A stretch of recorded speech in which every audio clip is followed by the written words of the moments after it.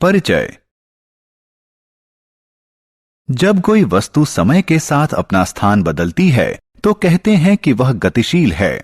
जब हम गति की बात करते हैं तो हमारे दिमाग में सबसे पहले कारें, बसें, ट्रेनें, हवाई जहाज इत्यादि जैसी चीजें आती हैं। हालांकि दूसरी वस्तुओं में भी गति होती है। एक बड़ी दीवार घड़ी को याद करने की कोशिश कीजिए। क्या आपको याद है कि घड़ी की तली में एक लंबी छड़ी होती थी जिससे एक छोटा गोला जुड़ा हुआ होता था? यह एक लोलक है। यह सेकंड की सुई के टिक टाक के साथ तारतम्य बनाते हुए आगे पीछे गति करता है। इस पाठ में हम सरल लोलक या लोलक के बारे में चर्चा करेंगे। उद्देश्य। इस पाठ के अंत में आप निम्न करने में सक्षम हो जाएंगे।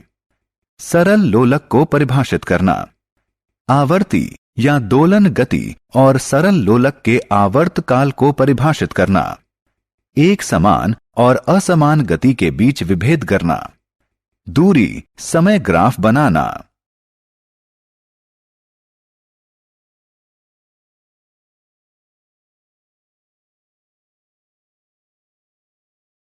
घड़ियां। क्या आपने कभी दीवार घड़ी को ध्यान से देखा है? एक साधारण दीवार घड़ी या कलाई घड़ी में एक वृत्ताकार डायल होता है जिसमें 3 सुइयां होती हैं। वृत्ताकार डायल 12 बराबर भागों में बटा होता है और प्रत्येक भाग 5 मिनट का प्रतिनिधित्व करता है। डायल को ध्यान से देखने पर आपको पता चलेगा कि डायल में 60 छोटे भाग भी हैं। एक छोटा भाग 1 मिनट के बराबर होता है। सबसे लंबी सुई जो सबसे तेज चलती है उसे सेकंड की सुई कहते हैं। यह 1 मिनट में एक चक्कर पूरा करती है। सबसे छोटी सुई जो सबसे धीरे चलती है उसे घंटे की सुई कहते हैं। यह एक चक्कर 12 घंटे में पूरा करती है। जो सुई घंटे की सुई से बड़ी और सेकंड की सुई से छोटी होती है उसे मिनट की सुई कहते हैं। यह सेकंड की सुई से धीरे लेकिन घंटे की सुई से तेज चलती है। यह एक चक्कर 1 घंटे में पूरा करती है। सरल लोलक। सरल लोलक में धातु के एक छोटे गोले को धागे से बांधकर लटकाया जाता है।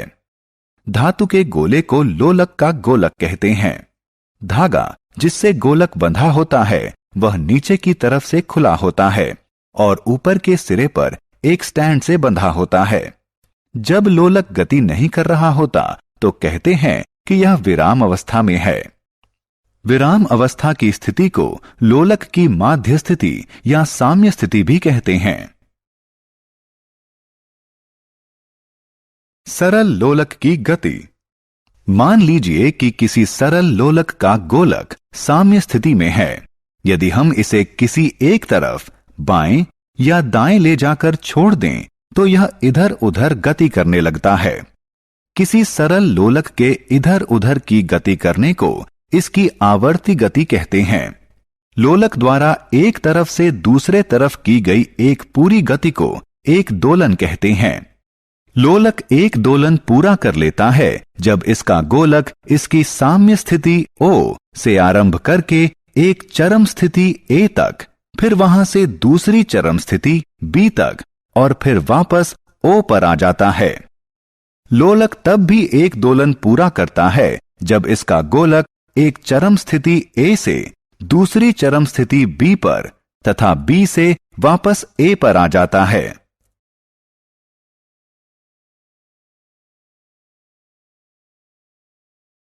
सरल लोलक का आवर्त काल। लोलक द्वारा एक दोलन करने में लिए गए समय को एक आवर्त काल कहते हैं। आप इसकी गणना इस साधारण अभ्यास द्वारा कर सकते हैं। एक सरल लोलक लीजिए, इसे विराम अवस्था में आने दीजिए। साम्य स्थिति को O के रूप में चिन्हित कीजिए। अब गोलक को एक चरम A स्थिति पर ले जाइए और इसकी स्थिति को नीचे की जमीन पर चिन्हित कर लीजिए। विराम घड़ी को चालू करके उसी के साथ साथ गोलक को छोड़ दीजिए। जब गोलक चरम स्थिति A पर वापस आए तो समय दर्ज कर लीजिए। इस गतिविधि को दोहराइए। इस बार माध्य स्थिति O से शुरू कीजिए। लोलक द्वारा O से A से B और फिर B से O तक एक संपूर्ण दोलन में लिए गए समय को दर्ज कर लीजिए। दर्ज किया गया समय एक सरल लोलक का आवर्त काल है। समान गति और असमान गति। किसी वस्तु की गति को उसकी चाल के आधार पर दो भागों में बांटा जा सकता है।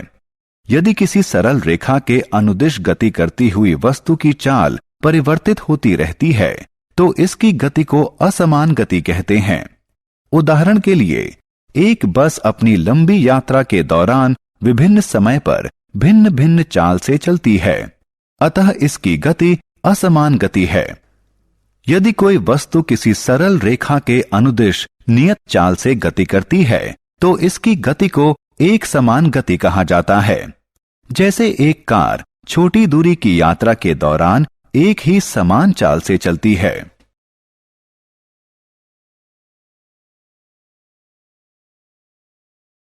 दूरी समय ग्राफ। वस्तु की गति को दूरी समय ग्राफ की सहायता से चित्र के रूप में प्रस्तुत किया जा सकता है। इसके लिए पहले x अक्ष को दर्शाने के लिए एक क्षैतिज रेखा खींचिए। फिर y अक्ष को दर्शाने के लिए एक ऊर्ध्वाधर रेखा खींचिए। इन्हें OX और OY के रूप में चिन्हित कीजिए। x अक्ष के अनुदिश समय का माप दर्शाइए और y अक्ष के अनुदिश दूरी का माप दर्शाइए। संबंधित अक्षों पर दूरी और समय के मान अंकित कीजिए। अब ग्राफ पेपर पर दूरी और समय के प्रत्येक समुच्चय को दर्शाते हुए बिंदु अंकित कीजिए। ग्राफ पर अंकित सभी बिंदुओं को मिला दीजिए। इससे आपको एक सरल रेखा दूरी समय ग्राफ प्राप्त होगा जो यह दर्शाता है कि वाहन एक नियत चाल से चल रहा है।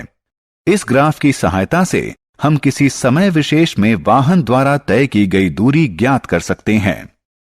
हम प्रस्थान बिंदु से किसी विशेष दूरी को तय करने में लगे समय को ज्ञात कर सकते हैं।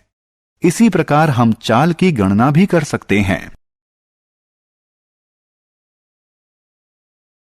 सारांश। आइए हमने जो कुछ सीखा है उसे संक्षेप में दोहराएं। एक सरल लोलक के इधर उधर गति करने को आवर्ती या दोलन गति कहते हैं। सरल लोलक द्वारा एक दोलन करने में लिया गया समय सरल लोलक का आवर्त काल कहलाता है। यदि कोई वस्तु एक सरल रेखा के अनुदिश एक समान चाल से गति करती है तो इसकी गति को एक समान गति कहते हैं। यदि कोई वस्तु एक सरल रेखा के अनुदिश परिवर्तित होती चाल से गति करती है तो इसकी गति को असमान गति कहते हैं। किसी वस्तु की गति को दूरी समय ग्राफ की सहायता से चित्र के रूप में दर्शाया जा सकता है। समान चाल से चल रही वस्तु का दूरी समय ग्राफ एक सरल रेखा होता है।